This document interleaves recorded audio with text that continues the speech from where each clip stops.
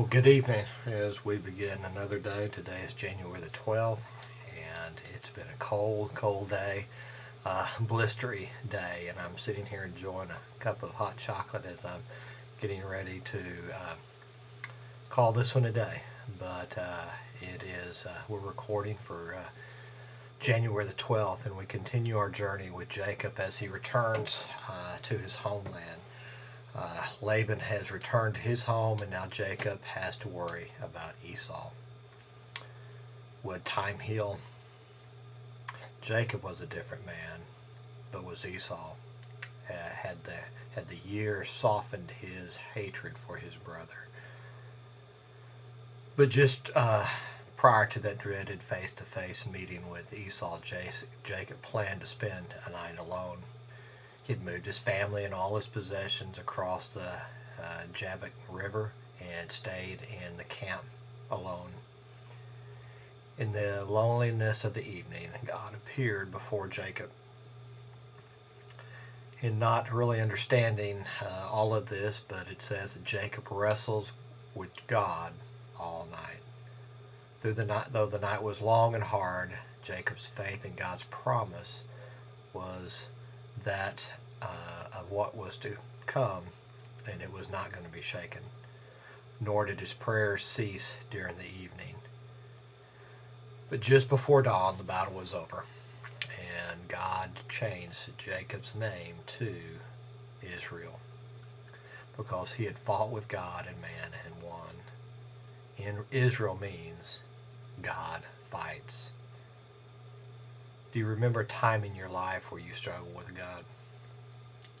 I've got many such situations, but nothing that I could even begin to compare with what I can even begin to imagine what the struggles were between Jacob and a physical struggle between Jacob and God that evening. Maybe your struggle with God was concerning His calling on your life. A lost child, a wayward spouse, maybe even an illness, and you struggled and wrestled with God. Jacob, or now as he's now known as Israel, said that he had seen the face of God and lived. So he named that place that he had struggled with God that evening Peniel.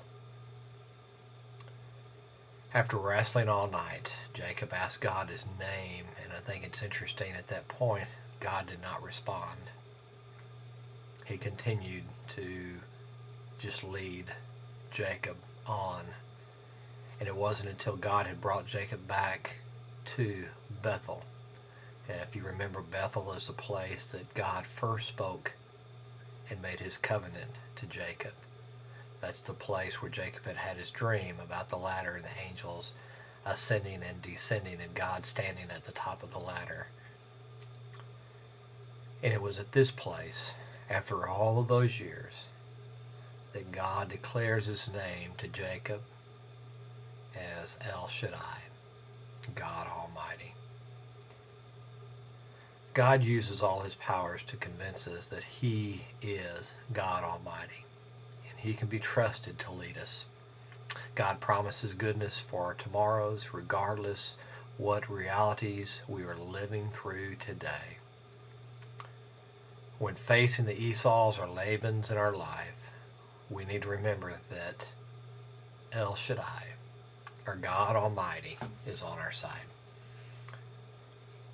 I hope you enjoyed this reading today. Look forward to God continuing to lead us through this and I will see you tomorrow as we journey through the Word.